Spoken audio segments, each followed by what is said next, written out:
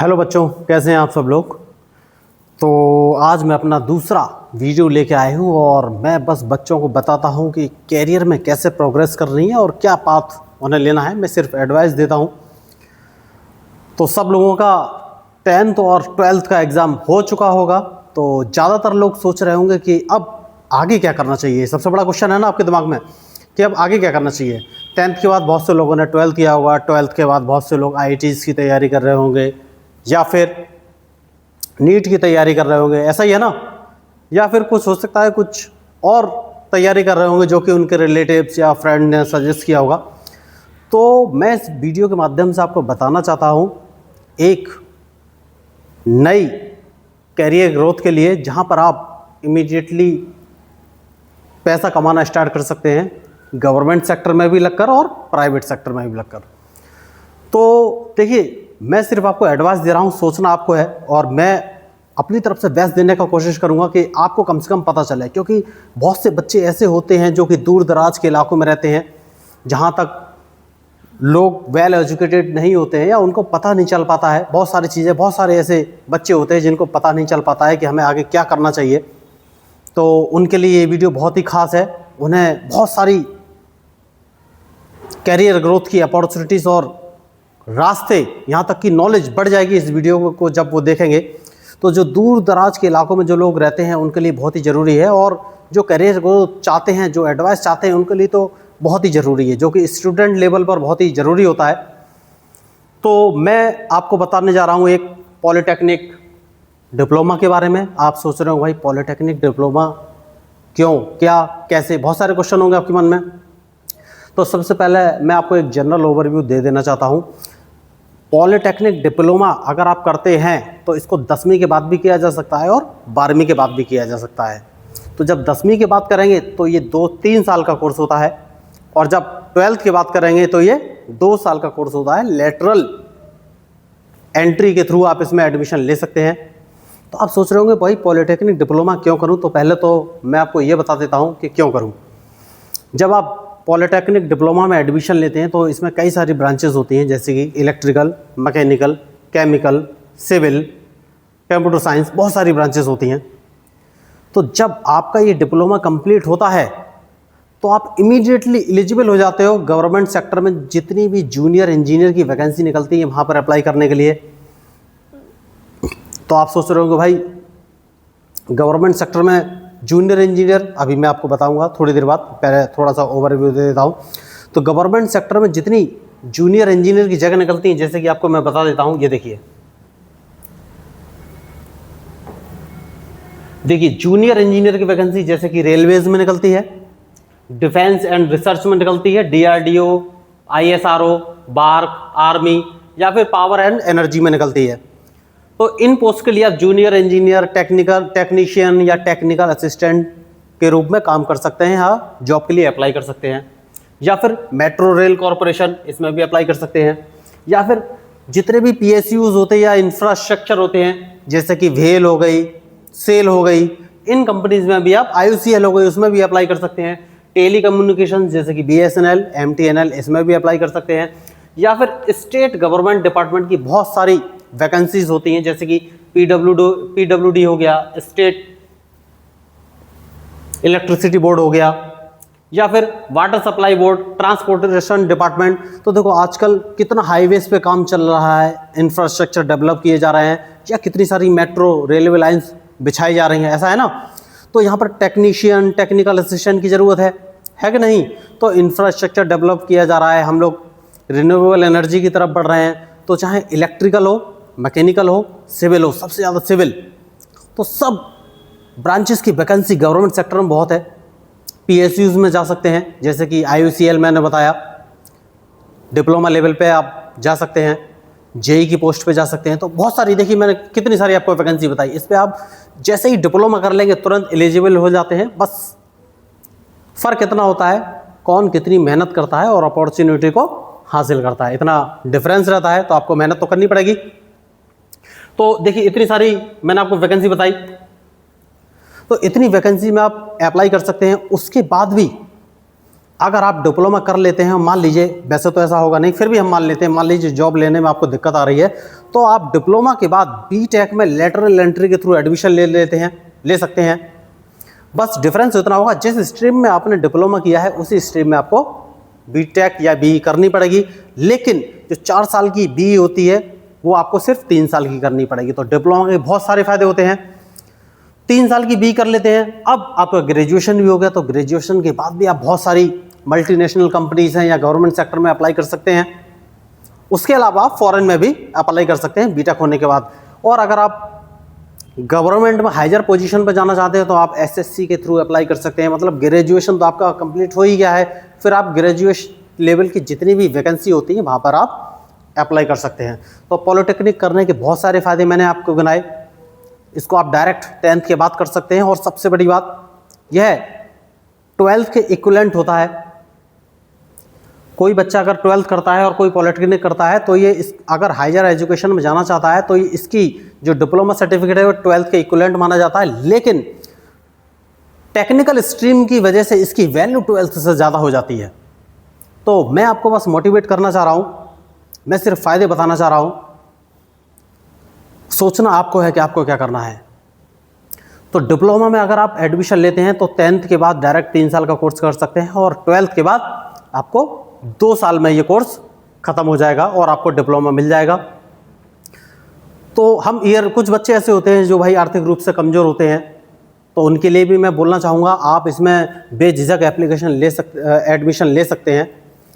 अगर आपकी आय या पॉवर्टी लाइन के नीचे आते हैं, जो कि गवर्नमेंट के नॉर्म्स हैं, तो उसके अनुसार आपको स्कॉलरशिप के रूप में फ़ीस वापस भी मिल जाती है। मैं एक अप्रॉक्स आइडिया देना चाह रहा हूँ, लगभग ईयरली 11,000 फीस लगती है गवर्नमेंट स्कूल में, और वही स्कॉलरशिप के रूप में आपको वापस आ जाती है। साथ में अगर कोई गवर्नमेंट की स्कीम चल रही है, जैसे कि स्टूडेंट्स को टैबलेट वगैरह अगर कुछ मिलता है तो वो भी आपको मिल सकता है। तो आपने जो फीस दी वो आपको स्कॉलरशिप के रूप में वापस आपको मिल गई। साथ ही साथ हो सकता है कि गवर्नमेंट की कोई स्कीम चल रही हो तो टैबलेट आपको मिल जाएगा। साथ ही साथ डिप्लोमा का आप कोर्स भी कंप्लीट कर लेंगे, मतलब आप टेक्निकल फील्ड में जा रहे हैं। तो हाई स्कूल के बाद 3 साल, 12th के बाद 2 साल। अब जैसे ही आपका डिप्लोमा मिल गया तो ऑलमोस्ट कोर्स आपका फ्री में ही हो गया। अगर आप गवर्नमेंट कॉलेज से करते हैं तभी, तो इसके लिए आपको थोड़ा सा पढ़ना पड़ेगा, क्योंकि इसमें भी काउंसलिंग होती है, एंट्रेंस एग्जाम होता है, काउंसलिंग होती है, फिर अच्छा कॉलेज मिलता है, तो थोड़ा सा आपको पढ़ना पड़ेगा। अब आपका डिप्लोमा हो गया तो कुछ बच्चे अगर गवर्नमेंट जॉब में जाना चाहते हैं तो उन्हें तैयारी करनी पड़ेगी। अगर गवर्नमेंट सेक्टर में जाना चाहते हैं तो तैयारी करेंगे जेईई के रूप में, जितने मैंने डिपार्टमेंट बताए वहाँ पर लग सकते हैं। अगर कुछ बच्चे हायर स्टडीज़ की तरफ जाना चाहते हैं तो वो बीटेक या बीई में एडमिशन ले सकते हैं बेस्ड ऑन डिप्लोमा। देखिए मैं आपको क्यों बता रहा हूँ, देखिए एक रीज़न और, मेरे बहुत सारे दोस्त ऐसे हैं जिन्होंने बीटेक किया लेकिन बीटेक में उनका जॉब नहीं लगा, और जॉब लगा तो स्टेट गवर्नमेंट में डिप्लोमा के बेसिस पे लगा। बीटेक की डिग्री के बेस पे जॉब लगा ही नहीं उनका, तो स्टेट गवर्नमेंट में डिप्लोमा की बेस पे उनका जॉब लगा। तो बहुत ही बढ़िया एडवांटेजेस है आपके लिए अगर आप डिप्लोमा करते हैं। 10वीं के बाद भी इसको कर सकते हैं, 12वीं के बाद भी कर सकते हैं। और मैं तो कहता हूँ अगर कोई बीएससी कर रहा है और ग्रेजुएशन उसका हो गया है, उसकी जॉब नहीं लगी है, तो उसको डिप्लोमा कर लेना चाहिए, क्योंकि जैसे ही वो डिप्लोमा करेगा वो टेक्निकल जॉब के लिए एलिजिबल हो जाएगा। एसएससी के थ्रू वैकेंसी निकलती है, 2025 में सिविल के लिए 1350 वैकेंसी करीब निकली थी। सोचो आप, गवर्नमेंट सेक्टर में इतना स्कोप है। तो बीएससी के बाद उसकी अगर जॉब नहीं लग रही है तो वो डिप्लोमा कर सकता है। डिप्लोमा करने के बाद उसको टेक्निकल डिग्री मिल जाएगी और वो अप्लाई कर सकता है गवर्नमेंट सेक्टर में। तो किसी को फालतू नहीं बैठना चाहिए। 10th के बाद डिप्लोमा अप्लाई कीजिए, 12th के बाद डिप्लोमा में अप्लाई कीजिए, और बीएससी हो चुका है मैं तो कहता हूँ फिर भी डिप्लोमा में अप्लाई कर दीजिए, क्योंकि टेक्निकल डिग्री तो एटलीस्ट आपके पास आ रही है और कोर्स भी फ्री में हो रहा है लगभग, अगर गवर्नमेंट कॉलेज मिल जाता है तो। उसके बाद अगर आप बीटेक या हायर स्टडीज़ की तरफ जाना चाहते हैं तो आप बीटेक या बीई कर सकते हैं। उसके बाद तो आपके पास 2 एडवांटेज हैं, डिप्लोमा भी है प्लस डिग्री भी है, तो आप डिप्लोमा डिग्री दोनों के बेस पे अप्लाई कर सकते हैं किसी भी गवर्नमेंट सेक्टर में। और अगर आप हायर गवर्नमेंट सेक्टर चाहते हैं तो एसएससी के थ्रू अप्लाई कर सकते हैं, बढ़िया, क्योंकि ग्रेजुएशन आपका हो चुका है। तो चलिए आज हम आपको बताते हैं कि पॉलिटेक्निक डिप्लोमा में कैसे एडमिशन लिए जाना है। ठीक है, तो चलिए हम स्टार्ट करते हैं। थोड़ा सा स्क्रीन टच नहीं किया इसलिए चली गई, कोई बात नहीं। तो हम स्टार्ट करते हैं, ये मैंने आपको बता दिया है। ओके, तो सबसे पहले आपको यहाँ पर टाइप करना है, मैंने तो पहले से टाइप करके रखा हुआ था तो इसलिए आपको देता हूं। आपको टाइप करना है जी कप एडमिशन। तो जैसे आप जी कप एडमिशन टाइप करेंगे तो ये ऑफिशियली, देख थोड़ा सा स्पेलिंग मिस्टेक हो गया है टाइपिंग की वजह से, तो ये ऑफिशियली साइट खुल जाएगी, इस पर आपको क्लिक कर देना है। गूगल पर जाकर सिंपली जी कप टाइप करना है, ऑफिशियल साइट आ जाएगी, उस साइट पर आपको क्लिक कर देना है। तो ये ऑफिशियल साइट है। तो सबसे पहले आपको क्या करना है, वहां पर जाकर ये है इंफॉर्मेशन ब्रोशर, इसको आपको क्लिक करना है। मैंने क्लिक करके रखा हुआ है, तो मैंने डाउनलोड करके रखा हुआ है। ये इंफॉर्मेशन ब्रोशर है, इसमें आपको सारी डिटेल मिलेगी कि फॉर्म कैसे भरना है। मैं बताऊंगा अभी कैसे भरना है, लेकिन बस जस्ट आपकी नॉलेज के लिए बता रहा हूं। जी कप की साइट जो कि है gcup.admissions.nic.in, उस पर जाना है और इंफॉर्मेशन ब्राउज़र पर क्लिक करना है। ये ओपन हो जाएगा। तो इसकी आवेदन तिथि मतलब कि कब तक अप्लाई कर सकते हैं, 30 अप्रैल लास्ट डेट है। सबसे पहले तो मैं ये बता दूंगा, इंपॉर्टेंट डेट्स आपको यहाँ पर मिल जाएंगी। इसको नीचे थोड़ा सा डाउन करेंगे तो यहाँ पर कई सारे ग्रुप्स हैं, इन ग्रुप्स के थ्रू आप अप्लाई कर सकते हैं। अगर ए ग्रुप में जाना चाहते हैं तो 10th के बाद अप्लाई कर सकते हैं। तो जितने भी ग्रुप्स हैं, या के ग्रुप में जाना चाहते हैं तो आप 12th के बाद अप्लाई कर सकते हैं। सारा एलिजिबिलिटी क्राइटेरिया यहाँ पर दिया गया है, इसको जरूर पढ़ लीजिएगा। 15 मई से 22 मई के बीच में इसका एग्जाम होगा, डेट यहाँ पर है, तो इसको जरूर एक बार पढ़ लीजिएगा, क्योंकि फॉर्म तो मैं अभी आपको भरना बताऊंगा ही। तो 30 अप्रैल इसका लास्ट डेट है। 15 से 22 के बीच में जितने भी ग्रुप हैं, ए ई या B C D E F जो भी हैं और के, इनका रिजल्ट आएगा। ये सारा कुछ इसमें दिया हुआ है। इंफॉर्मेशन ब्राउज़र एक बार जरूर पढ़ लीजिएगा, क्या एलिजिबिलिटी क्राइटेरिया है, कौन सी ग्रुप का कौन सा एलिजिबिलिटी क्राइटेरिया है, इसको जरूर पढ़िएगा। और इसमें फॉर्म भरने की एडमिशन फीस भी ज़्यादा नहीं है। जनरल कैटेगरी के लिए 300 रुपीज़ है, और अगर एससी कैटेगरी से हैं तो 200 रुपये है। तो अभी मैं आपको बता दूंगा कि आपको रजिस्ट्रेशन कैसे करना है, कैसे फीस पेमेंट करना है, कैसे फॉर्म भरना है। तो एक बार भरने से पहले ये इन्फॉर्मेशन ब्राउज़र जरूर पढ़ लीजिएगा, इसमें सब कुछ दिया गया है, क्वालिफिकेशन वगैरह सब कुछ। देखिए जो भी रिक्वायरमेंट है सब कुछ दिया गया है। एलिजिबिलिटी क्राइटेरिया ग्रुप ए के लिए 10th, एग्रीकल्चर के लिए 10th, इसमें सब कुछ दिया गया है। तो चलिए अब हम आते हैं कि आपको फॉर्म कैसे भरना है।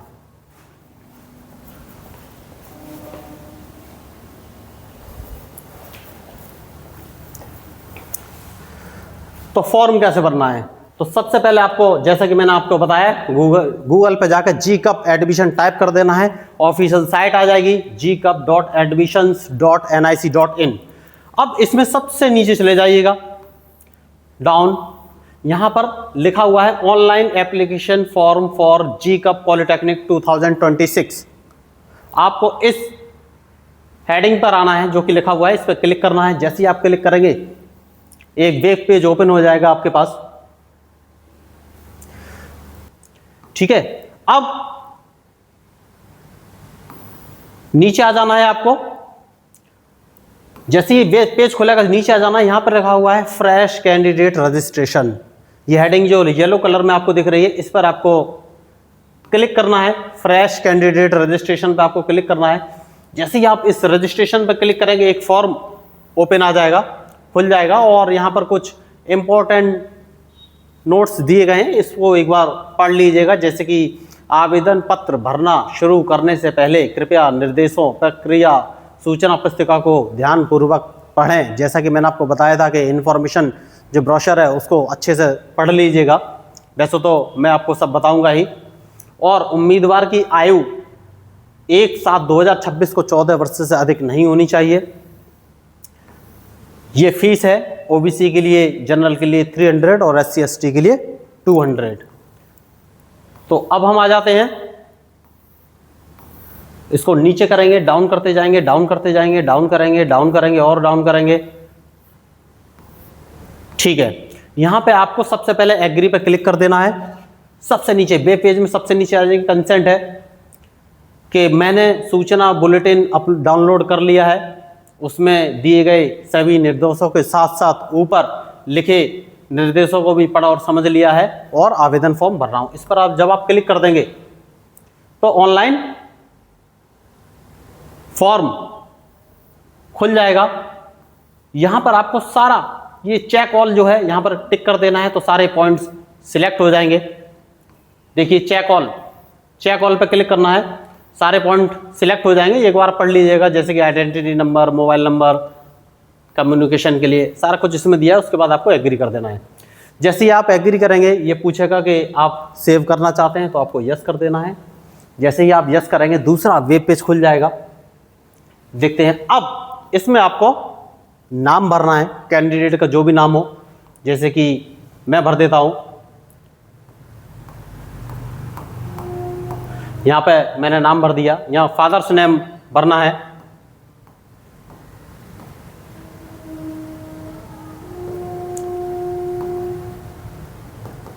यहां पर फादर्स नेम भर देना है, यहां मदर्स नेम भर देना है। यहाँ पर आपको डेट ऑफ बर्थ डालनी है, जो भी आपकी डेट ऑफ बर्थ हो सिलेक्ट कर लेना है। पहले डे सिलेक्ट करना है, फिर मंथ सिलेक्ट करना है और फिर ईयर सिलेक्ट करनी है।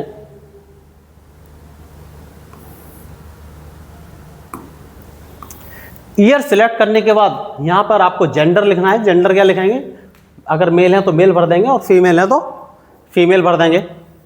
उसके बाद कुछ लाइन्स लिखी हैं, इनको पढ़ लेंगे। उम्मीदवारों से अनुरोध है कि वे नीचे दिए गए विकल्पों में से किसी एक विकल्प का चयन करें।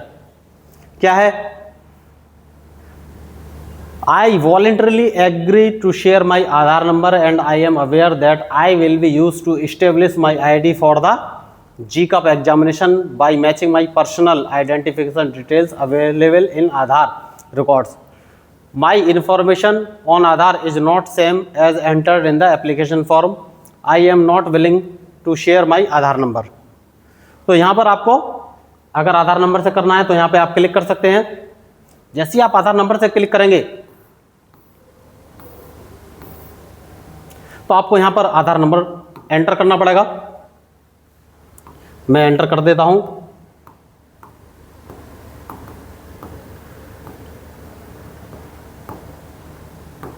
आधार नंबर एंटर करने के बाद ये मोबाइल नंबर मांगेगा, मोबाइल नंबर आपको दे देना है।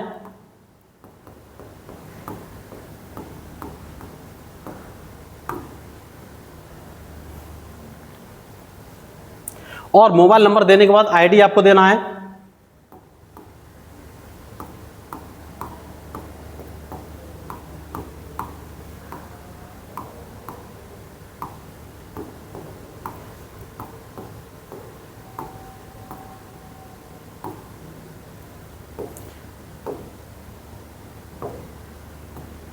यहां पे आपको ईमेल आईडी रख देनी है और ईमेल आईडी देने के बाद आपको पासवर्ड देना है।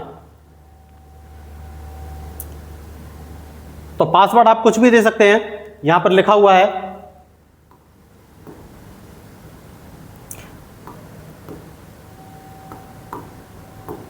तो पासवर्ड में आपको देना है, एक कैपिटल लेटर होना चाहिए और एक स्पेशल कैरेक्टर होना चाहिए। आप जैसे कि कोई भी पासवर्ड यूज कर सकते हैं, जैसे कि कैपिटल G या फिर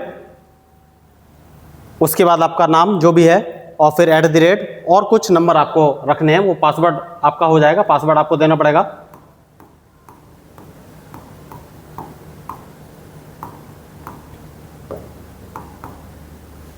यहां पर जो पासवर्ड आपने एंटर किया है वो दोबारा एंटर करना पड़ेगा।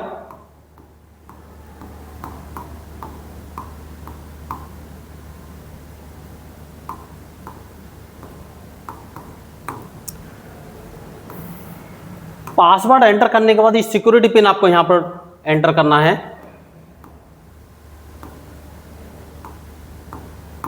तो मैसेज जैसे आपको सबमिट बटन पर क्लिक करना है, ये आपसे पूछेगा do you wish to submit, उसको यस कर देना है।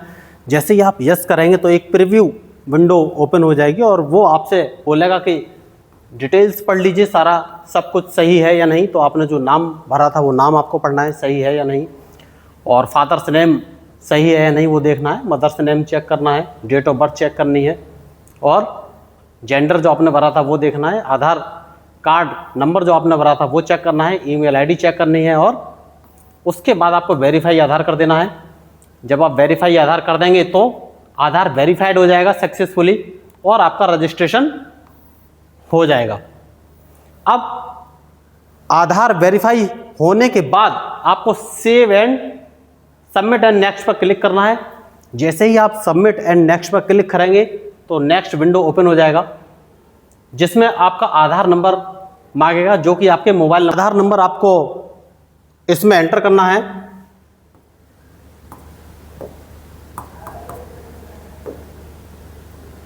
उसके बाद आपको सिक्योरिटी पिन, जो ये पूछ रहा है, ये नीचे दिया गया है, सिक्योरिटी पिन इसमें एंटर करनी है और वेरीफाई एंड फाइनल सबमिट पर क्लिक कर देना है, तो आपका रजिस्ट्रेशन हो जाएगा। अभी मैसेज आ जाएगा, देखिए रजिस्ट्रेशन सक्सेसफुली का मैसेज आ जाएगा। Aadhaar details have been successfully created, candidates are required to log in and complete the multi step application process. तो जो भी आपका एप्लीकेशन नंबर है यहाँ पर जनरेट हो जाएगा, इसको आप नोट डाउन कर लीजिएगा और क्लिक हियर टू लॉगिन पर आपको क्लिक करना है। जैसे ही है आप क्लिक हियर टू लॉगिन पर क्लिक कर देंगे तो ये आपको लॉगिन पेज पर ले जाएगा, जहाँ पर आपको लॉगिन करना है। तो यहाँ पर क्लिक करना है और एग्जाम सिलेक्ट करना है, जॉइंट एंट्रेंस एग्जामिनेशन पॉलिटेक्निक। यहाँ पर आपको एप्लीकेशन नंबर डालना है, तो मैं एप्लीकेशन नंबर डाल देता हूँ।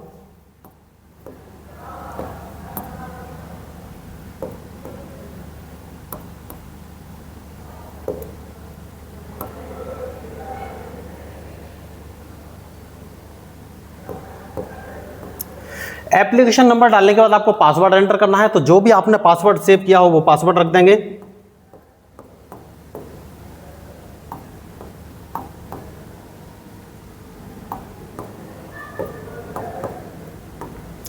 ध्यान रखिएगा पासवर्ड में एक कैपिटल लेटर, स्मॉल लेटर, एक स्पेशल कैरेक्टर और कुछ नंबर होने चाहिए। जैसे कि किसी का नाम अगर अमन है तो सबसे सिंपलेस्ट पासवर्ड मैं एक बस एडवाइस दे रहा हूँ, आपको जैसा भी रखना हो रख सकते हैं। तो कैपिटल ए, फिर स्मॉल में MAN अमन हो गया, फिर @ और जो भी नंबर आपको डालना हो, जैसे कि अगर डेट ऑफ बर्थ डालनी है तो डेट ऑफ बर्थ 2001 या 2002 या जो भी आपको नंबर डालना है, तो कैपिटल A MAN स्मॉल में @ 2021 ये पासवर्ड हो जाएगा। उसके बाद आपको सिक्योरिटी पिन एंटर करना है। सो सिक्योरिटी पिन क्या है? 088164। तो बोर तो नहीं हो रहा है, थोड़ा सा टाइम लगेगा, लेकिन फॉर्म एकदम सही से भरना है, ये ध्यान रखिएगा। उसके बाद आपको साइन इन कर देना है।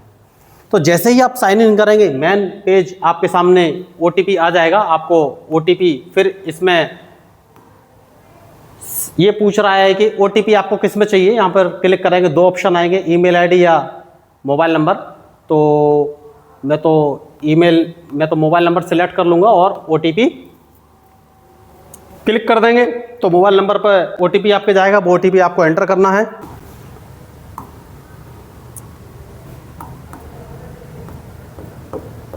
तो जो भी OTP आपके मोबाइल नंबर पर गया है वो OTP आपको यहाँ पर एंटर करना है और उसके बाद लॉगिन पर क्लिक कर देना है। जैसे ही आप लॉगिन पर क्लिक करेंगे उसके बाद ये फॉर्म आपका सामने आ जाएगा। जैसे कि चेक ऑल आप कर चुके हैं, candidate's name, father's name, mother's name, date of birth, identity number, mobile number, email address, ये सारा कुछ आप क्लिक कर चुके हैं। अब कैटेगरी को कुछ ऑप्शन पूछ रहा है, category and category details are collected to, यहाँ पर आपको क्लिक कर देना है सिर्फ कि आपने रीड कर लिए हैं। चेक ऑल पर क्लिक कर सकते हैं। जब चेक ऑल पर क्लिक कर देंगे तो सारा कुछ सिलेक्ट हो जाएगा। ये आपको रीड करना ही है, ये आप अपनी परमिशन दे रहे हो।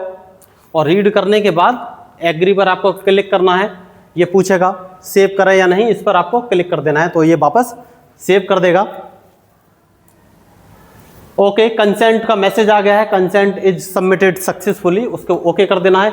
अब ये आपकी डिटेल्स हैं, तो स्टेप बाय स्टेप आपको इन डिटेल्स में जाना है और फॉर्म भर देना है। तो यहाँ पर जैसे जैसे आप भरते हुए जाएंगे, यहाँ पर टिक, राइट टिक जो कि आपको दिख रहा है, जैसे कि व्यू कंसेंट डिटेल्स में राइट टिक आ गया है, आपने उसको कंप्लीट कर दिया है। अब एप्लीकेशन फॉर्म, तो वहाँ पर यहाँ पर आप देख सकते हैं स्टेप बाय स्टेप जो कॉलम है, जो रो है, जो कंप्लीट होते जाएंगे हेडिंग्स, उन पर राइट टिक आएगा। जैसे कि व्यू कंसेंट राइट टिक आ चुका है। उसके बाद आपको यहाँ पर इनकम्प्लीट भी लिखा हुआ है, ये आपको सब करना है। उसके बाद एप्लीकेशन फॉर्म ओपन कर लेना है। तो एप्लीकेशन फॉर्म पर क्लिक करेंगे, यहाँ पर कंसेंट के नीचे जो एप्लीकेशन फॉर्म है वहाँ पर क्लिक कर देंगे तो एप्लीकेशन फॉर्म ओपन हो जाएगा।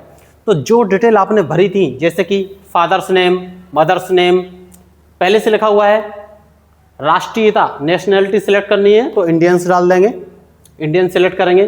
फिर राज्य की पात्रता, अगर उत्तर प्रदेश के हैं तो उत्तर प्रदेश से सिलेक्ट करेंगे। डोमिसाइल ऑफ यूपी, अगर बाहर के हैं तो other than Uttar Pradesh select करेंगे, ठीक है। और अगर पेरेंट्स सेंट्रल गवर्नमेंट में है तो फिर ये सिलेक्ट करना है आपको ऑप्शन, ठीक है। तो मैं उत्तर प्रदेश से हूं तो हम लोग सिलेक्ट करेंगे डोमिसाइल ऑफ यूपी। फिर धर्म, जिस धर्म के आप हैं वो धर्म आपको लिख देना है, हिंदू, इस्लाम, सिख, क्रिश्चियन, जो भी धर्म के आपको लिख देना है, बुद्धिज्म, पारसी वगैरह। तो मैं हिंदू सिलेक्ट कर दूंगा। फिर वर्ग आएगा, तो जिस वर्ग में आपको भरना है वो वर्ग सिलेक्ट करेंगे, जनरल या EWS या अदर बैकवर्ड जो भी। तो मैं यहाँ पर सिलेक्ट कर लेता हूँ जनरल। उसके बाद कैटेगरी आएगी, सब सिलेक्ट एनी सब कैटेगरी फ्रॉम द लिस्ट। और कौन सी कैटेगरी है? Physically handicapped. तो जो लोग फिजिकली हैंडीकैप्ड हैं वो ये सिलेक्ट करेंगे। फिर मिलिट्री पर्सनल, जो मिलिट्री पर्सनल्स है वो दूसरा ऑप्शन सिलेक्ट करेंगे। फ्रीडम फाइटर्स हैं तो तीसरा ऑप्शन सिलेक्ट करेंगे। तो मैं इसमें नॉट एप्लीकेबल कर देता हूँ। मान लीजिए कोई बच्चा ऐसा है जो किसी भी कैटेगरी को बिलोंग नहीं करता है तो नॉट एप्लीकेबल सिलेक्ट करेंगे। लेकिन अगर कोई कैटेगरी सिलेक्ट करते हैं तो फिर उसकी डिटेल भी आपको देनी पड़ेगी। जैसे कि अगर फिजिकली हैंडीकैप सिलेक्ट करते हैं तो फिर यहाँ पर आपको डिटेल देनी पड़ेगी, ब्लाइंडलेस है या लो विजन है या डीफ, जो भी है, जिस कैटेगरी का आपका है वहाँ पर सिलेक्ट करना पड़ेगा। तो मैं यहाँ नॉट एप्लीकेबल कर देता हूँ। उसके बाद अदर इन्फॉर्मेशन आ जाएगी। तो देखिए स्टेप बाय स्टेप ही इस फॉर्म में जाना है और देखते रहिए। तो अगर आपको कलर ब्लाइंडलेस है, अगर कलर ब्लाइंडलेस है तो यहाँ पर यस सिलेक्ट करना है, और अगर नहीं है तो नो सिलेक्ट करना है। तो हमने नो सिलेक्ट किया है। फिर निवास क्षेत्र क्या है, अर्बन है या रूरल, तो यहाँ पर हम अर्बन सिलेक्ट करेंगे। अगर आप रूरल से हैं तो आप रूरल सिलेक्ट कर सकते हैं। उसके बाद are you belong to minority, अगर आप अल्पसंख्यक समुदाय से हैं तो यहाँ पर यस सिलेक्ट करेंगे, अदरवाइज नो। अगर हैं तो यस सिलेक्ट करेंगे, अदरवाइज नो। देखिए सिलेक्शन बहुत ज़रूरी है, क्योंकि इसी के बेस पर अगर आपको रैंक मिल गई और फिर आप अगर सर्टिफिकेट नहीं दिखा पाए तो आपकी वो रैंक बेकार हो जाएगी। तो फिर क्या है, do you have Aadhaar ID, अगर आपके पास आधार है तो क्या करना है, यस है, हमने किया। अब आधार ID नंबर नहीं, ओ सॉरी, आपार ID, अगर आपार ID है तो यस सिलेक्ट कीजिए, अगर आपार ID नहीं है तो नो सिलेक्ट कर दीजिए। तो नो सिलेक्ट करेंगे तो ये ऑप्शन चला जाएगा। उसके बाद सेव एंड नेक्स्ट करेंगे। फिर आपसे पूछेगा कि आप इसको सेव करना चाहते हैं तो यस कर देंगे। जैसे ही आप इसको यस करेंगे ऑप्शन आपके सामने फिर आ जाएगा। अब देखिए पहले क्या था, व्यू कंसेंट डिटेल, राइट टिक था। अब जो क्रॉस टिक था, व्यू एडिट एप्लीकेशन फॉर्म, वहां पर राइट टिक आ गया है, इसका मतलब आपने वो फिलअप कर दिया है। अब आ जाएंगे अप्लाई फॉर सेक्शन। अब सबसे इंपॉर्टेंट, किस सेक्शन के लिए अप्लाई कर रहा हो, ये बहुत ही जरूरी है। तो जो लोग 10वीं के बाद भर रहे हैं वो तो सिर्फ ग्रुप ए सिलेक्ट करेंगे, ये ध्यान रखिएगा, ठीक है। और जो लोग 12th के बाद भर रहे हैं वो ग्रुप के और बी भी सिलेक्ट कर सकते हैं, लेकिन जो ब्रोशर है उसमें डिटेल पढ़ लीजिएगा। अगर के सिलेक्ट करते हैं तो यहाँ पर ये सारे ग्रुप आ जाएंगे, BCDFGH और के से लेकर K8 तक। तो मान लीजिए कोई 12th में है, एग्जाम्पल दे रहा हूँ मैं, 12th में है और सिविल से करना चाहता है तो वो एक ही ग्रुप सिलेक्ट करेगा, ग्रुप K1 सिविल, ध्यान रखिएगा, ठीक है। और अगर इलेक्ट्रिकल सिलेक्ट करना चाहता है तो वो इलेक्ट्रिकल सिलेक्ट करेगा, सिर्फ एक ही ऑप्शन सिलेक्ट करना है उसको। और अगर इलेक्ट्रॉनिक सिलेक्ट करना है तो इलेक्ट्रॉनिक सिलेक्ट करेगा। मतलब इसी तरीके से उसे इन ग्रुप्स में से एक चीज़ सिलेक्ट कर लेनी है। और जो भी ग्रुप हैं BCDEF, इनकी एलिजिबिलिटी और क्राइटेरिया ब्रोशर में दिए गए हैं, तो वहाँ से देख सकते हैं। तो 12th में अगर कोई IT करना चाहता है तो IT या प्रिंटिंग, जो भी सिलेक्ट करना हो यहाँ पर टिक कर देना है। और दूसरी बड़ी बात और भी बताना चाहूँगा कि एक बच्चा 2 ग्रुप से भी अप्लाई कर सकता है। मान लीजिए कोई अगर के ग्रुप भरना चाहता है तो के भर देंगे, तो फीस कितनी है, 300। और अगर उसे ए ग्रुप भरना है तो ए ग्रुप भी सिलेक्ट कर लेंगे, तो फीस कितनी हो गई, 600। तो अब आपको 600 रुपये फीस पेमेंट करनी पड़ेगी, ये ध्यान रखना पड़ेगा, ठीक है। और अगर तीनों ग्रुप में भरना है तो तीनों ग्रुप सिलेक्ट कर सकते हैं, तो फीस कितनी हो जाएगी 900। सबके अलग अलग एग्जाम होंगे, ये बात ध्यान रखिएगा, ठीक है। तो अब हम आ जाते हैं ग्रुप ए की बात कर लेते हैं, क्योंकि 10th के बच्चे को कम नॉलेज होता है, 12th के बच्चे थोड़े होशियार होते हैं। तो ग्रुप ए की बात कर लेते हैं हम। तो हमने ग्रुप ए सिलेक्ट किया है, तो फीस कितनी है 300। तो इसको हम सेव एंड नेक्स्ट कर देंगे। Do you want wish to submit, yes, okay. तो हमने ओके कर दिया, तो हमारा दूसरा स्टेप पूरा हो गया। ये देखिए अब कहां कहां राइट टिक हो गए। व्यू कंसेंट राइट टिक हो चुका है, एडिट एप्लीकेशन फॉर्म राइट टिक हो चुका है, सॉरी थोड़ा सा टच हो गया तो वो वापस खुलेगा, कोई बात नहीं है। तो व्यू एडिट अप्लाई हो चुका है। अब आ जाते हैं क्वालिफिकेशन डिटेल्स। तो अब क्वालिफिकेशन डिटेल्स में क्या करना है, मान लीजिए सबसे पहले क्या है पासिंग स्टेटस। अगर आप 10th में हैं और पास कर चुके हैं तो यहाँ पर पास लिख देंगे, ये बात ध्यान रखिएगा, बहुत जरूरी है। अगर आप 10th में पास कर चुके हैं, रिजल्ट आपके सामने है, तो आप यहाँ पर पास लिख देंगे, पास कर लिया तो।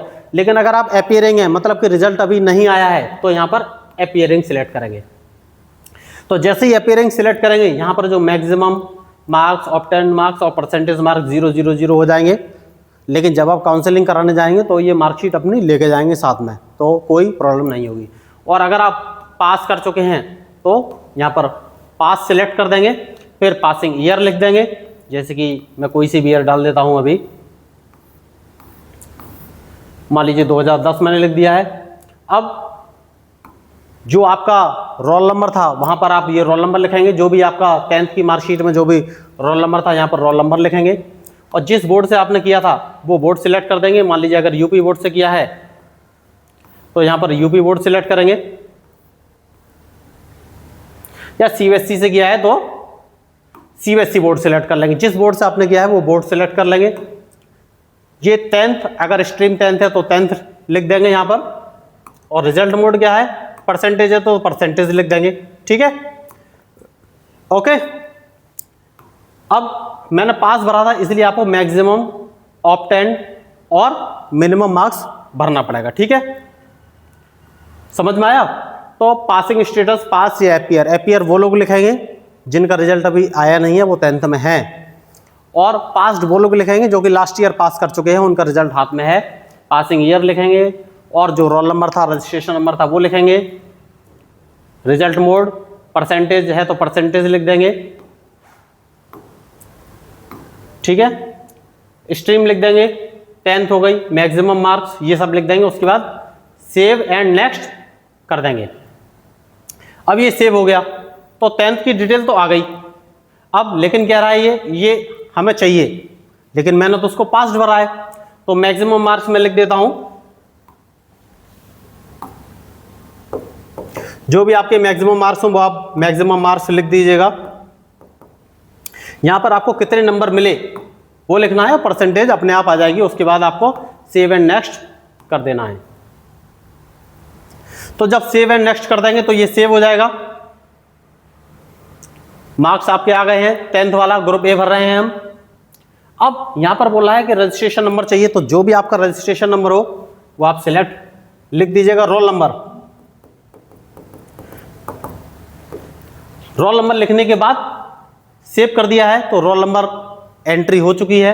अब देखते हैं क्या ऑप्शन देगा। अब देखिए व्यू और एडिट क्वालिफिकेशन डिटेल्स आ चुकी है आपके सामने। अब कॉन्टैक्ट डिटेल्स मांग रहा है, तो जिस विलेज में आप रहते हैं वो विलेज का नाम रख दीजिए। जैसे कि मैं बोल देता हूं इटावा। लोकेलिटी, जो भी आपकी लोकेलिटी हो, शिवगंज। अब टाउन सिटी तो इटावा लिख देता हूं, जो भी आपका टाउन हो। विलेज नेम लिखना है यहाँ पर कॉलोनी या पुलिस स्टेशन लिख देना है। यहाँ पर सिटी या टाउन लिख देना है, जो भी आपका सिटी या टाउन हो। और यहाँ पर कंट्री, तो कंट्री तो इंडिया है, तो इंडिया सिलेक्ट कर लेना है। यहाँ पर स्टेट, स्टेट क्या है, यूपी, उत्तर प्रदेश है तो उत्तर प्रदेश सिलेक्ट कर लेना है।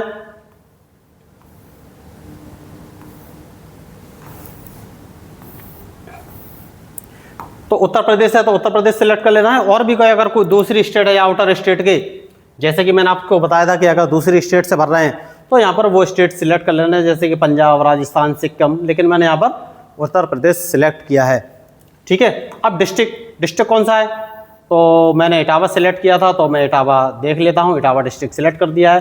पिन कोड इटावा का, जो भी पिन कोड हो आपकी सिटी का वो पिन कोड डाल दीजिएगा।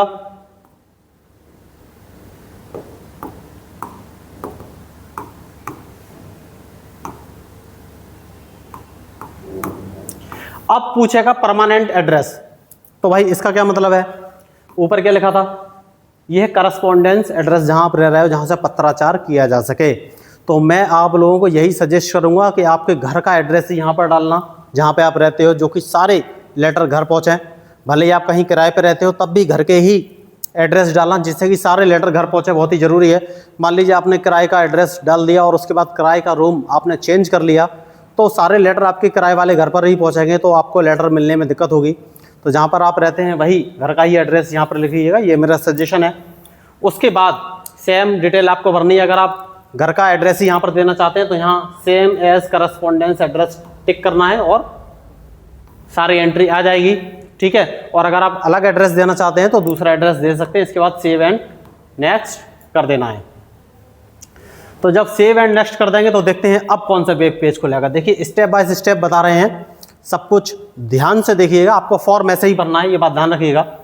अब कहाँ का टिक हो गया ये देखिए, व्यू कंसेंट डिटेल हो चुका है, व्यू एडिट एप्लीकेशन फॉर्म हो चुका है, view edit apply for section हो चुका है, व्यू एडिट क्वालिफिकेशन डिटेल्स हो चुका है, सब पर टिक है। देखिए व्यू एडिट कॉन्टैक्ट डिटेल्स, तो अब हम कॉन्टैक्ट डिटेल्स पर आ गए हैं।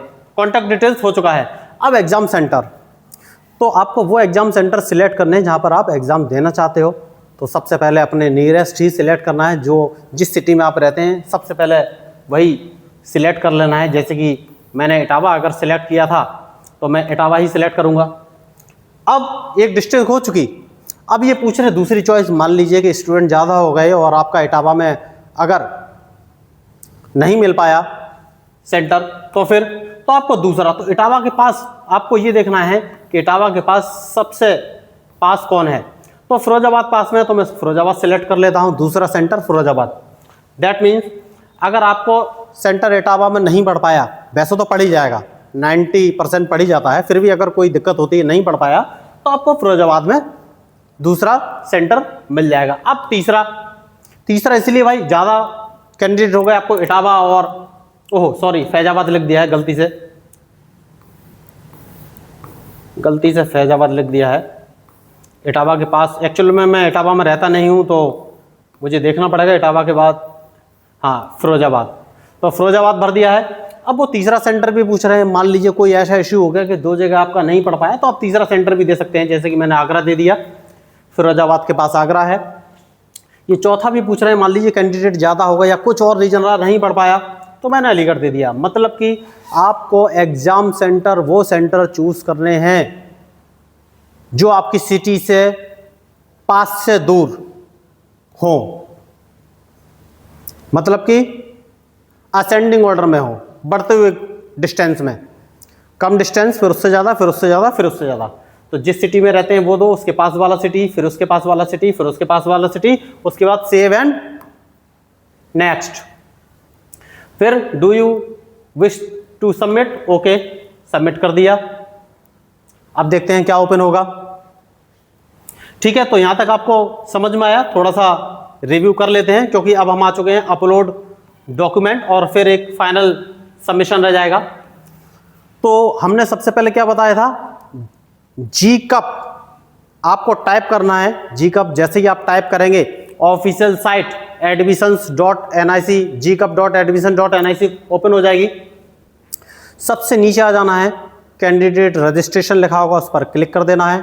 फ्रेश रजिस्ट्रेशन पर क्लिक करना है। आपका नाम, जो भी आपके आधार कार्ड में डिटेल्स है उससे मैचिंग, आपका नाम, पिता का नाम, माता का नाम, gender, date of birth, Aadhaar card number और पासवर्ड। पासवर्ड में क्या बताया था, एक कैपिटल लेटर आपके नाम का पहला अक्षर बड़ा डाल सकते हैं, बाकी के सारे छोटे लेटर डाल सकते हैं। फिर एक स्पेशल कैरेक्टर @ या हैश कुछ लगा सकते हैं, और फिर नंबर 1 2 3 4 या कुछ भी दे सकते हैं। उसके बाद सबमिट करना है, OTP जाएगा, वेरिफिकेशन होगा। उसके बाद आप दोबारा लॉगिन करेंगे और दोबारा लॉगिन करते ही व्यू कंसेंट डिटेल आ जाएगा, जहां पर आपको सारे कंसेंट एक बार पढ़ लेना, mobile number, email address, authorise service वगैरह, जो भी रिलीजन वगैरह उस पर सब पर टिक करना है। तो टिक करने के लिए एक ऑप्शन है यहाँ पर दिया गया है, ऊपर सबसे दिया रहता है सिलेक्ट ऑल, सिलेक्ट कर लेना है और सेव एंड नेक्स्ट कर देना है।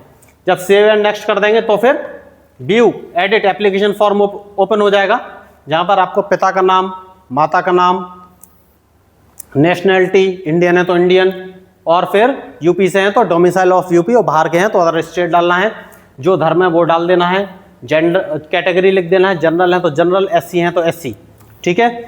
और सब कैटेगरी क्या है, नॉट एप्लीकेबल कर दिया है, क्योंकि फिजिकल हैंडीकैप या मिलिट्री या फ्रीडम फाइटर से नहीं है तो नॉट एप्लीकेबल कर दिया है। अगर कोई कैटेगरी सिलेक्ट करते हैं तो उसका प्रूफ आपको देना पड़ेगा काउंसलिंग के टाइम पे, अदरवाइज रैंक आपकी चली जाएगी, क्योंकि रैंक कैटेगरी के बेस पर आती है। अब यहाँ सिलेक्ट करना है आपको, अगर कलर ब्लाइंडनेस है तो यस, नहीं है तो नो। प्लेस ऑफ रेसिडेंस, शहरी या गांव का क्षेत्र तो अर्बन या सिलेक्ट कर सकते हैं। फिर अल्पसंख्यक समुदाय यानी कि मुस्लिम कम्युनिटी से हैं या नहीं तो नो सिलेक्ट करें या यस सिलेक्ट करें। फिर अपर आईडी है तो यस, वरना नहीं। सेव एंड नेक्स्ट जैसे क्लिक करेंगे नेक्स्ट विंडो पे पहुंच जाएंगे और उस पर राइट का टिक आ जाएगा, दैट मीन्स वो आपने कंप्लीट कर लिया है। फिर यहाँ पर आपको ग्रुप सिलेक्ट करना है तो हमने ग्रुप ए सिलेक्ट किया है। 10th के बाद ग्रुप ए सिलेक्ट करना है। 12th के बाद आप कोई सा भी B2K सिलेक्ट कर सकते हैं, या फिर E और E1 E2 की एलिजिबिलिटी क्राइटेरिया ब्रोशर में सब कुछ दिया गया है, वहां से एक बार देख लीजिएगा। तो हम बेसिक की बात करेंगे। अगर कोई बच्चा 12th के बाद भी ग्रुप ए करना चाहता है तो कर सकता है। 12th के बाद वो ग्रुप ए ओके दोनों करना चाहता है तो दोनों भी कर सकता है, या अगर कोई बच्चा तीनों ग्रुप के लिए एलिजिबल है तो तीनों में कर सकता है, लेकिन फीस लगातार बढ़ती जाएगी, ये ध्यान रखिएगा। यहाँ पर सेव एंड नेक्स्ट करेंगे, सबमिट, ओके। अब सबमिट करेंगे तो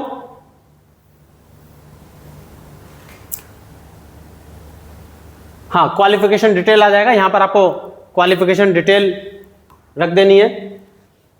फिर ओके, हमने दोबारा एडिट कर दिया था तो क्वालिफिकेशन डिटेल हमको भरनी पड़ेगी, जैसे कि passing status,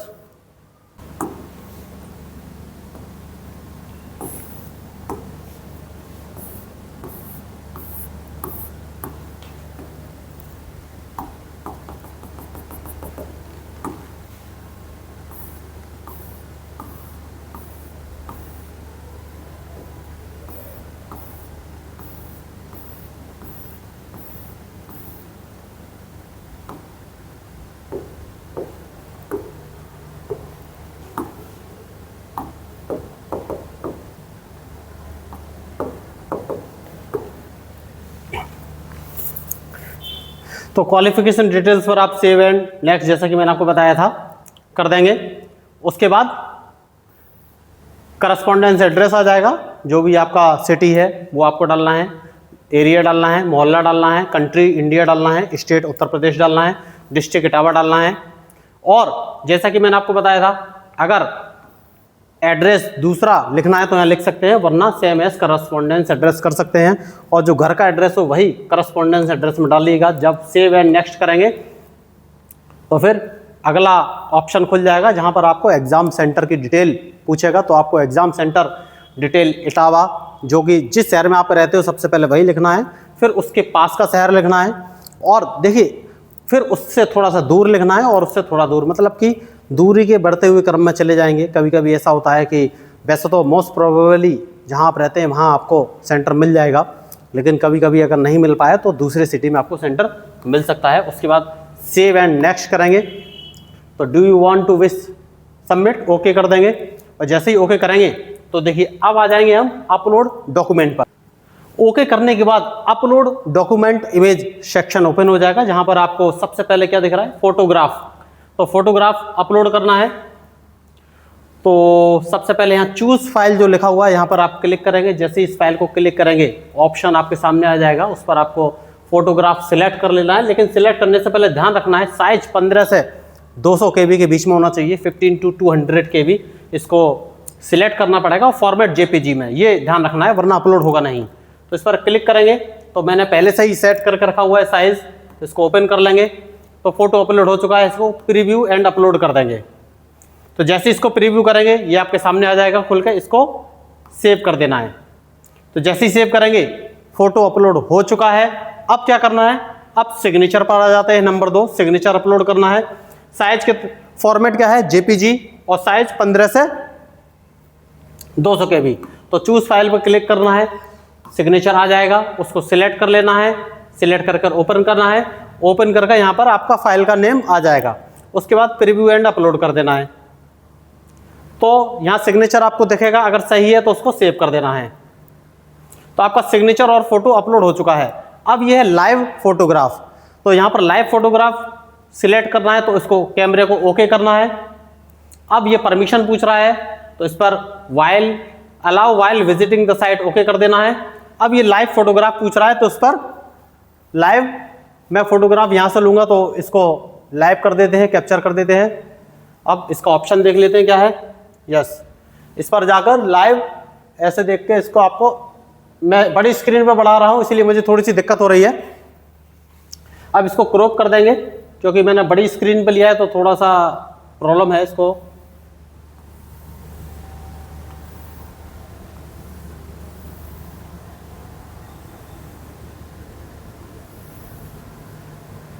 crop and continue.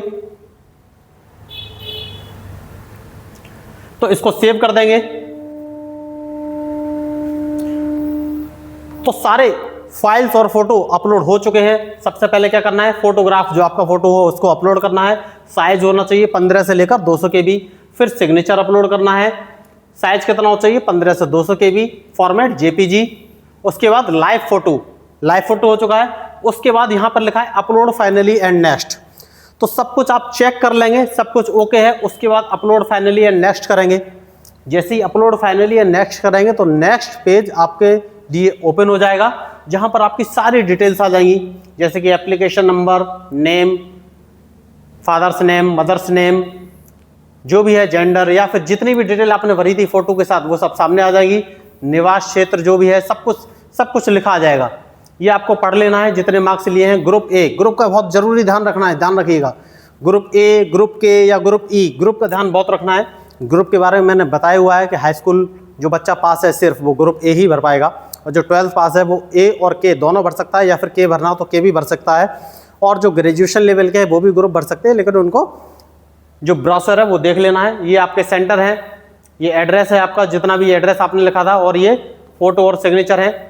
इसके बाद डिक्लेरेशन पर क्लिक करना है। I hereby declare that I have filled up this online application after carefully reading the information voucher and fully understanding the procedure mentioned thereby. I further declare that the particular given by me in the application are true to the best of my knowledge and belief. I agree that my result may be withheld or not declared. My candidature may automatically stand cancelled in case if found at any point of time in future that false information has been furnished in this application. I shall abide by these terms and conditions as well as those laid down in the information bulletin, public notice and advisory issued by GCUP regarding this exam from time to time. इसका मतलब ये है कि आपने जो भी information भरी है वो एकदम सही भरी है। अगर आगे कभी असत्य कोई चीज़ पाई जाती है तो आपका कैंडिडेचर अगर कैंसिल होता है तो उसकी पूरी जिम्मेदारी आपकी होगी, इसलिए आपको टिक करना है। और उसके बाद सेव एंड फाइनल सबमिट पर क्लिक कर देना है। तो ये आपसे पूछेगा कि आप फाइनल सबमिट करना चाहते हैं, यहाँ पर क्लिक कर देंगे। जैसे ही आप क्लिक कर देंगे तो फिर ये फॉर्म आपका देखिए सारा कंप्लीट दिखा रहा है। View consent detail complete, application form complete, apply for section complete, qualification details complete, contact details complete, exam centre details complete, upload documents complete और फाइनल सबमिशन कंप्लीट। अब क्या बचा, यहां पर भी आ जाते हैं। अब क्या बचा, अब कुछ बचा, ठीक है। अब क्या बचा, देखिए यहां तक टिक हो गया, फॉर्म पूरा भर चुका है। अब क्या बचा, पे रजिस्ट्रेशन फी, यहां पर भी लिखा हुआ है पे रजिस्ट्रेशन फी है इनकम्प्लीट, ये जो आपको दिख रहा है ये, ठीक है। तो यहां पर क्लिक करेंगे पे रजिस्ट्रेशन फी। तो जैसे ही हम लोग पे रजिस्ट्रेशन फी पर क्लिक करेंगे दो ऑप्शन मांगेगा, select made mode of payment, ठीक है। फीस कितनी है 300, क्योंकि हमने एक ही ग्रुप सिलेक्ट किया था। अगर हम दो ग्रुप सिलेक्ट करेंगे तो 600, 3 ग्रुप सिलेक्ट करेंगे तो 900। तो यहाँ पर क्लिक कर देना है ऑनलाइन पेमेंट। जैसे ही ऑनलाइन पेमेंट पर क्लिक करेंगे यहाँ पर लिखा हुआ है पे फी, यहाँ पर क्लिक करना है आपको। और जब इस पर क्लिक करेंगे तो यहाँ आपका नाम आएगा, एप्लीकेशन नंबर आएगा और यहाँ फीस कितनी देनी है वो आएगी और डेट ऑफ बर्थ आएगी। जब ये सारी चीज़ें आ जाएंगी फिर यहाँ पर ऑप्शन है जैसे कि SBI पेमेंट गेटवे, मतलब कि डेबिट कार्ड, क्रेडिट कार्ड या नेट बैंकिंग से पेमेंट करना है तो इसको सिलेक्ट करेंगे। ICICI बैंक पेमेंट, मतलब कि ICICI का, देखिए अगर SBI का डेबिट कार्ड है तो ये, ICICI का डेबिट कार्ड या क्रेडिट कार्ड या नेट बैंकिंग है तो ये, या बैंक ऑफ बड़ौदा का है तो ये, यूनियन बैंक का है तो ये, इंडियन बैंक का है तो ये। तो मैं SBI सिलेक्ट कर देता हूँ क्योंकि SBI से आसान है। अगर आपके पास SBI है तो वो सिलेक्ट करना है, ICICI है तो वो सिलेक्ट करना है, ठीक है। इसके बाद प्रोसीड फॉर पेमेंट, पेमेंट पर क्लिक करना है। तो पेमेंट पर जब आप क्लिक करेंगे तो अब यहां पर आपको कार्ड नंबर डालना है, जो भी आपका कार्ड नंबर हो। मान के चलिए मैं डाल देता हूं, जो भी है कार्ड नंबर। यहां पर जो आपका कार्ड नेम है वो डालना है, कार्ड की एक्सपायरी डेट डालनी है, ईयर डालना है और CVV नंबर जो पीछे दिया रहता है वो डाल देना है। और उसके बाद पे नाउ पे क्लिक कर देना है। तो मैंने इसीलिए डिटेल नहीं डाली है क्योंकि अगर मैं डालूंगा तो मेरी फीस कट जाएगी। तो ये वीडियो मैंने लर्निंग पर्पज से आप लोगों के लिए बनाया है, जिससे कि पॉलिटेक्निक का फॉर्म भरने में किसी को भी कोई कठिनाई ना हो। स्टेप बाय स्टेप मैंने पूरी डिटेल्स बताई है कि पॉलिटेक्निक का फॉर्म कैसे भरना है, किस तरीके से भरना है, कौन सा ग्रुप सिलेक्ट करना है, कितना फीस पेमेंट देना है, क्या रजिस्ट्रेशन फीस है, कौन सा एड्रेस देना है, सब कुछ बताया है। तो जैसे ही आप डिटेल भरकर पे नाउ पे क्लिक करेंगे, आपका एप्लीकेशन फॉर्म सक्सेसफुली सबमिट हो जाएगा और आपको रजिस्ट्रेशन नंबर पे आपको मैसेज आ जाएगा कि फीस पेमेंट हो चुका है। इस स्टेप के बाद ही आपका रजिस्ट्रेशन प्रोसेस के बाद पूरा कंप्लीट, जब तक फीस पेमेंट नहीं कर देते हैं कंप्लीट फॉर्म नहीं भरा जाएगा, ठीक है। तो जब आप पे नाउ कर देंगे उसके बाद ही आपका पूरा फॉर्म कंप्लीट होगा।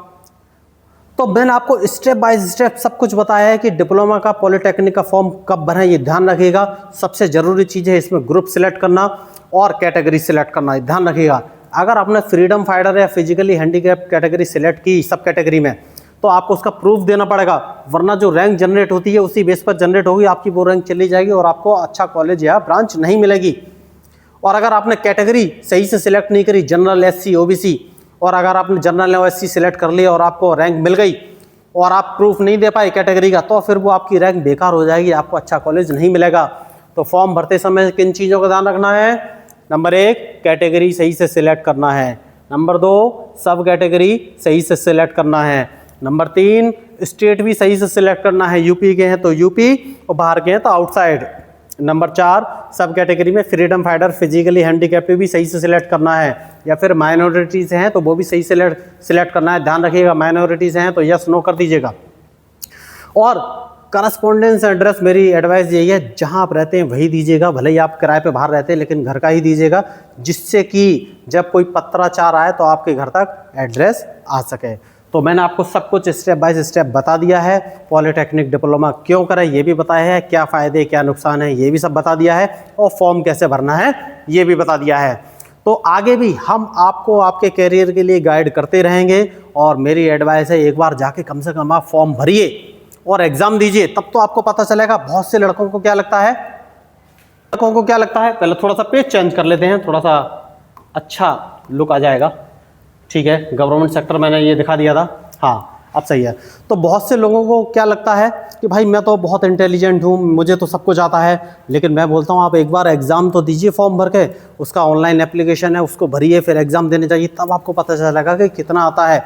देखने में कई बार चीज़ें आसान होती हैं लेकिन जब करने जाते हैं तब पता चलता है।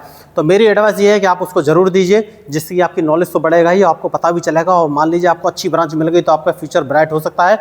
बस ज़रूरत है मेहनत करने की और सही अपॉर्चुनिटी पर अपना टैलेंट दिखाने की, ये बहुत ज़रूरी चीज़ है। तो डिप्लोमा मैं तो कहता हूँ कर ही लीजिए, क्योंकि अगर आप डिप्लोमा कर लेते हैं तो टेक्निकल डिग्री के साथ साथ आप हायर एजुकेशन के लिए भी क्वालिफाई कर सकते हैं। तो 12th के इक्विवेलेंट होता है डिप्लोमा, और टेक्निकल डिग्री मिल जाती है। SSC में जा सकते हैं या फिर रेलवे में जा सकते हैं, PWD में जा सकते हैं। SSC के थ्रू बहुत सारी वैकेंसी निकलती है। और आप तो देख ही रहे हैं इंफ्रास्ट्रक्चर डेवलप हो रहा है, रिन्यूएबल एनर्जी की तरफ हम लोग बढ़ रहे हैं, मेट्रो रेल के कितने सारे प्रोजेक्ट आ रहे हैं, रोड्स कितने सारे बन रहे हैं, तो बहुत वैकेंसी है। तो आप ज़रूर डिप्लोमा का भरिए, और उसके बाद आप अगर हाइजर एजुकेशन करना चाहते हैं तो बीटेक वगैरह कर सकते हैं। और बीटेक के बाद अगर और हाइजर चाहिए तो ग्रेजुएशन के बाद तो आप कुछ भी कर सकते हैं। आप SSC की तैयारी कर सकते हैं, हाइजर पोस्ट मिनिस्ट्री वगैरह में कहीं भी ले सकते हैं। तो बहुत सारी संभावनाएं हैं, लेकिन अगर आप तुरंत पैसा कमाना चाहते हैं तो डिप्लोमा जरूर कीजिए, बस थोड़ी सी मेहनत की ज़रूरत है। उसके बाद आप गवर्नमेंट सेक्टर में कहीं ना कहीं तो लगे जाएंगे अगर आप मेहनत करते हैं, क्योंकि वैकेंसी तो आती ही है, चाहे स्टेट गवर्नमेंट हो और प्राइवेट में भी आप जा सकते हैं। लेकिन मैं तो कहूँगा कि गवर्नमेंट ही ध्यान में रखिए और उसी की तैयारी कीजिए। प्राइवेट में तो आप कहीं कर ही लेंगे, कोई सी भी कंपनी में चले जाएंगे। गुजरात में मैं बहुत सारी कंपनीज़ को जानता हूँ, क्योंकि मेरा भी 12 ईयर का इंडस्ट्रियल एक्सपीरियंस है।